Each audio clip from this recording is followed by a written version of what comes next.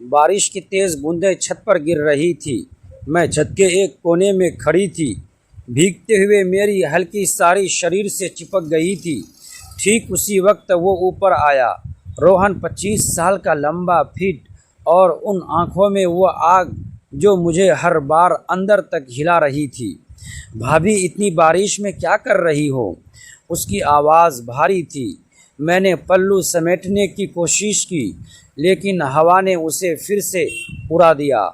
रेहान ने आगे बढ़कर मेरा पल्लू पकड़ लिया। उसकी उंगलियां मेरी कमर को छू गई।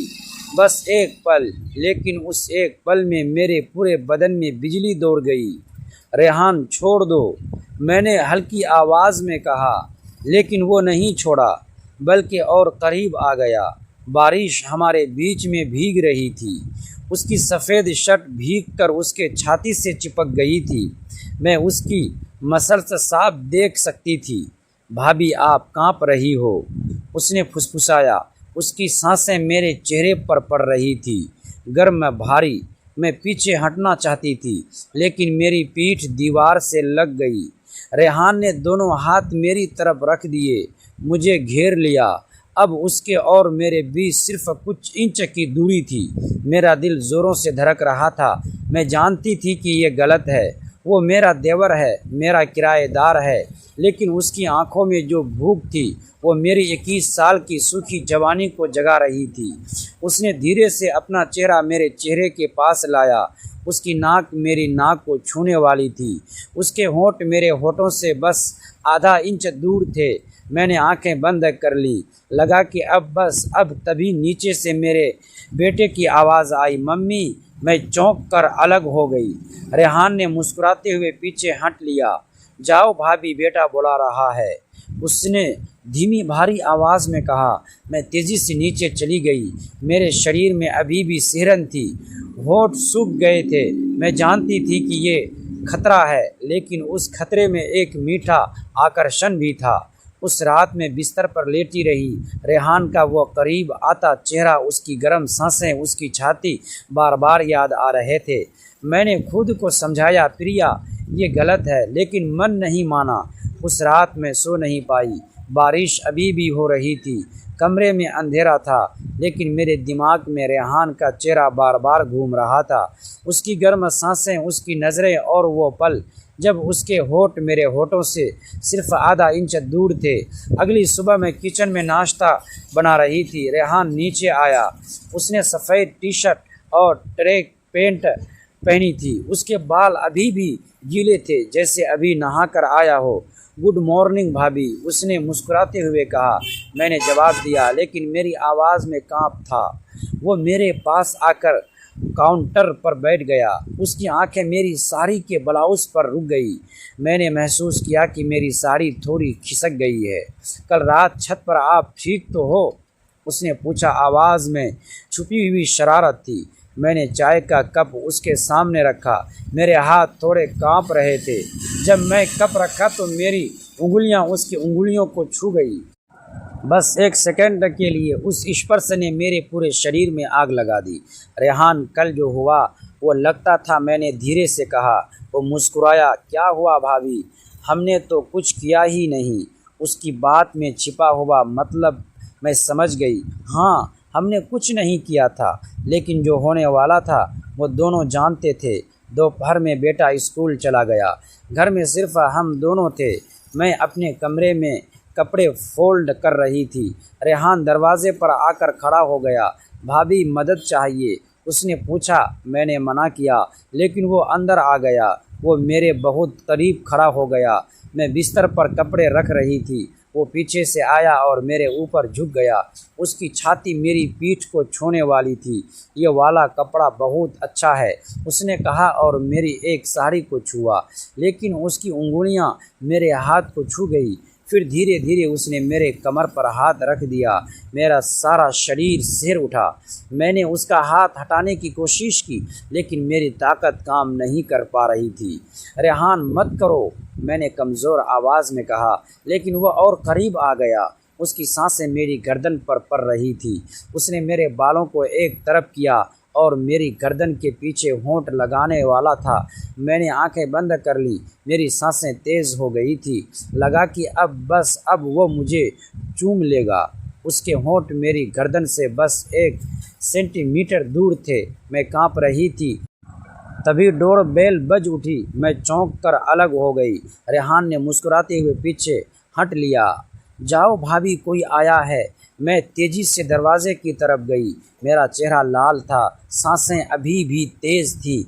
बाहर पड़ोस की आंटी आई हुई थी। पूरी शाम मैं बेचैन रही। रेहान का वो स्पर्श, उसकी सांसें, वो करीब आता चेहरा बस याद आ रहा था। शाम को जब बेटा सो गया तो रेहान ने मुझे मैसेज किया, भाभी छत पर आओ, बारिश रुक गई है।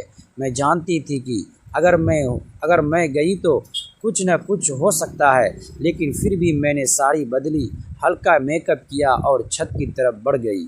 मेरा दिल ज़ोरों से धड़क रहा था।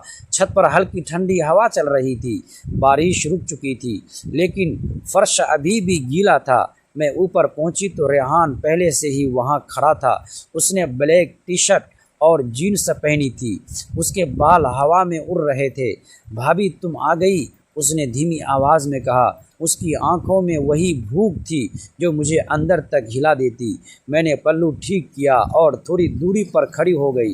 रेहान, हमें बात करनी चाहिए, ये सब गलत है। वो मुस्कुराया और धीरे धीरे मेरी तरफ बढ़ा। गलत क्या है भाभी, हम तो कुछ कर भी नहीं रहे। उसकी बात में छिपा हुआ मतलब मैं अच्छे से समझ रही थी। वो मेरे पास आकर खड़ा हो गया। अब हमारे बीच सिर्फ एक हाथ की दूरी थी। उसकी नज़रें मेरी गर्दन पर, फिर मेरे होठों पर और फिर नीचे ब्लाउज़ पर घूम रही थी। मैं पीछे हटना चाहती थी, लेकिन मेरी पीठ रेलिंग से लग रही थी। रेहान ने दोनों हाथ रेलिंग पर रख दिए, मुझे घेर लिया। अब उसकी छाती मेरी छाती से सिर्फ कुछ इंच दूर थी। उसकी गर्म सांसें मेरे चेहरे पर पड़ रही थी। भाभी तुम कांप रही हो, उसने फुसफुसाया। रेहान प्लीज़, मेरी आवाज़ कांप रही थी। उसने धीरे से अपना चेहरा मेरे चेहरे के पास लाया। उसकी नाक मेरी नाक को छूने वाली थी। उसके होठ मेरे होठों से बस आधा इंच दूर थे। मैंने आंखें बंद कर ली। मेरी सांसें रुकने वाली थी। लगा कि इस बार रुकने वाला नहीं है। उसका शरीर मेरे शरीर से छूने वाला था। मेरे मन में एक आवाज़ आई, अब हो जाएगा बस एक पल। उसके होठ मेरे होठों को छूने ही वाले थे। मैं महसूस कर रही थी उसकी गर्मी। तभी अचानक नीचे से मेरे बेटे की तेज़ आवाज़ आई, मम्मी, मम्मी कहाँ हो? मैं चौंक कर अलग हो गई। रेहान ने मुस्कुराते हुए पीछे हट लिया। उसकी आंखों में निराशा और शरारत दोनों थी। जाओ भाभी, बेटा बुला रहा है, उसने भारी आवाज़ में कहा। मैं तेज़ी से नीचे चली गई। मेरे पैर कांप रहे थे, चेहरा लाल था, सांसें अभी भी तेज़ थी। मैंने बेटे को पानी दिया और उसे सुलाया, लेकिन मेरे दिमाग में सिर्फ रेहान का वो करीब आता चेहरा घूम रहा था। उस रात में बिस्तर पर लेटी रही। मेरी साड़ी अभी भी छत वाली थी। मैंने खुद को छुआ। शरीर बहुत गर्म था। रेहान की सांसें, उसकी नज़रें, उसकी निकटता, सब याद आ रहा था। मैंने आंखें बंद की और कल्पना करने लगी कि अगर वो पल रुकता नहीं तो क्या होता। अगली सुबह रेहान ने मुझे मैसेज किया, भाभी आज शाम 9 बजे छत पर अकेले प्लीज़। मैंने मैसेज पढ़ा और बहुत देर तक सोचती रही। मैं जानती थी कि अगर मैं गई तो इस बार कुछ न कुछ हो सकता है, लेकिन फिर भी मैंने रिप्लाई लिखना शुरू किया, फिर डिलीट कर दिया, फिर से लिखना।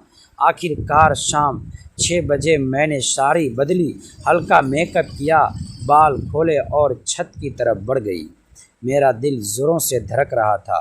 शाम के 9 बज चुके थे। छत पर हल्का अंधेरा छा रहा था। मैं ऊपर पहुंची तो रेहान पहले से वहां खड़ा था। इस बार उसने काली टी शर्ट पहनी थी जो उसके शरीर पर बिल्कुल फिट बैठ रही थी। भाभी तुम आ गई, उसने धीमी लेकिन गहरी आवाज़ में कहा। मैंने कुछ नहीं कहा, बस चुपचाप उसके सामने खड़ी हो गई। मेरी साड़ी हल्की हवा में हिल रही थी। रेहान धीरे धीरे मेरी तरफ बढ़ा। इस बार उसकी चाल में एक अलग ही आत्मविश्वास था। आज कोई बेटा नहीं बुलाएगा न, उसने मुस्कुराते हुए पूछा। मैंने शर्माते हुए सिर हिला दिया। मेरा दिल इतनी तेज़ धड़क रहा था कि मुझे लग रहा था वो सुन लेगा। रेहान मेरे बहुत करीब आ गया। उसने अपना एक हाथ दीवार पर रख दिया और दूसरे हाथ से मेरे पल्लू को हल्का सा छुआ। फिर उसकी उंगलियां मेरी कमर पर आ गई। उसने हल्का दबाव दिया। मैं कांप उठी। भाभी तुम डर रही हो, उसने कान के पास फुसफुसाया। उसकी गर्म सांस मेरे कान को छू रही थी। रेहान ये गलत है, मैंने कमज़ोर आवाज़ में कहा, लेकिन मेरी आवाज़ में कोई दम नहीं था। वो और करीब आ गया। अब उसके शरीर का गर्मी मेरा शरीर छू रहा था। उसकी छाती मेरी छाती से सटने वाली थी। उसने अपना चेहरा मेरे चेहरे के पास लाया। उसके होठ होठों को छूने ही वाली थी। मैं महसूस कर रही थी उसकी गर्मी, उसकी चाहत। उसका हाथ मेरी कमर से ऊपर की तरफ सरक रहा था, ब्लाउज़ के पास। मेरे मन में सिर्फ एक ही बात घूम रही थी, अब वह जाएगा बस। अब उसके होंठ मेरे होठों से टच होने ही वाले थे। तभी अचानक उसका फ़ोन बज उठा। रेहान ने आंखें बंद करके सिर पीछे किया और फ़ोन देखा। उसका चेहरा थोड़ा बदल गया। उसने फ़ोन साइलेंट किया, लेकिन मुझे छोड़ा नहीं। भाभी, उसने फिर से मेरी तरफ झुकना शुरू किया, लेकिन इस बार नीचे से मेरे पड़ोसी की आवाज़ आई, प्रिया बेटी, बिजली का बिल। मैंने जल्दी से खुद को अलग किया और तेज़ी से नीचे चली गई। मेरे पैर कांप रहे थे, चेहरा लाल था, शरीर में अभी भी सिहरन थी। उस रात में बिस्तर पर लेटी रही। रेहान का वो आखिरी पल बार बार याद आ रहा था। उसके होंठ कितने करीब थे, उसकी उंगलियां, उसकी छाती। मैंने तकिए को कसकर पकड़ लिया। शरीर बहुत बेचैन था। अगली सुबह रेहान ने मुझे मैसेज किया, भाभी आज रात 10 बजे मेरे कमरे में आना। इस बार कोई डिस्टर्ब नहीं करेगा, मैं इंतज़ार कर रहा हूँ। मैंने मैसेज पढ़ा और स्क्रीन पर बहुत देर तक घूरती रही। मैंने मैसेज पढ़ा और बहुत देर तक सोचती रही। रेहान का आखिरी मैसेज मेरे दिमाग में घूम रहा था, इस बार कोई डिस्टर्ब नहीं करेगा। रात के 10 बज चुके थे। बेटा सो चुका था। घर में सन्नाटा था। मैंने हल्की साड़ी पहनी, बाल खोले, हल्का परफ्यूम लगाया और रेहान के कमरे की तरफ बढ़ गई। मेरा दिल इतनी तेज़ धड़क रहा था कि लग रहा था बाहर निकल आएगा। मैंने दरवाज़ा धीरे से खटखटाया। रेहान ने तुरंत दरवाज़ा खोला। कमरे में सिर्फ एक हल्की लैंप जल रही थी। वो सिर्फ ट्रैक पैंट में था। उसका ऊपरी शरीर नंगा था, पसीना चमक रहा था। भाभी, सरकारी कार आई, उसने भारी आवाज़ में कहा। वो मेरे पास आ गया। इस बार कोई हिचकिचाहट नहीं थी। उसने सीधे मेरी कमर पकड़ ली और मुझे अंदर खींच लिया। दरवाज़ा बंद करते ही उसने मुझे दीवार से लगा दिया। उसकी सांसें मेरे चेहरे पर पड़ रही थी। उसकी छाती मेरी छाती से सट गई। उसने एक हाथ मेरी कमर पर रखा और दूसरे से मेरे बालों को कान के पीछे किया। आज कोई नहीं आएगा भाभी, उसने फुसफुसाया। उसका चेहरा मेरे चेहरे के बहुत करीब था। उसके होंठ मेरे होठों से बस आधा इंच दूर थे। मैंने आंखें बंद कर ली। मेरी सांसें रुक गई थी। लगा कि इस बार कुछ रुकने वाला नहीं है। उसके होंठ मेरे होठों को छूने ही वाले थे। उसकी उंगलियां मेरी कमर से ऊपर सरक रही थी, ब्लाउज़ के हुक की तरफ। मैं कांप रही थी, पूरी तरह तैयार थी। तभी अचानक उसका फ़ोन तेज़ आवाज़ में बज उठा। रेहान ने आंखें बंद करके सिर पीछे किया। फ़ोन पर उसकी माँ का कॉल था। उसने फ़ोन साइलेंट किया, लेकिन मूड टूट चुका था। उसने मेरी तरफ देखा और मुस्कुराते मुस्कुराते हुए बोला, भाभी आज भी नहीं हो पाया। मैंने कुछ नहीं कहा, बस शर्माते हुए सिर झुका लिया और कमरे से बाहर निकल गई। उसके बाद कई दिन बीत गए। हर रात हम बहुत करीब आते, टेंशन चरम पर पहुंच जाती, लेकिन आखिरी पल में कुछ न कुछ हो जाता। हम दोनों इस अनकहे आकर्षण में फंसे हुए थे। 25 साल का लंबा सही सधे हुए व्यक्ति वाला। उसकी आंखों में एक गहरी बेचैनी थी, जैसे वह कई दिनों से मुझसे कुछ कहना चाहता हो, लेकिन हर बार रुक जाता हो। वह कुछ कदम दूर आकर ठहर गया। तुम यहाँ से सब लोग तुम्हें नीचे ढूंढ रहे हैं। उसने धीमी आवाज़ में कहा। मैंने उसकी ओर देखा, फिर मुस्कुराने की कोशिश की।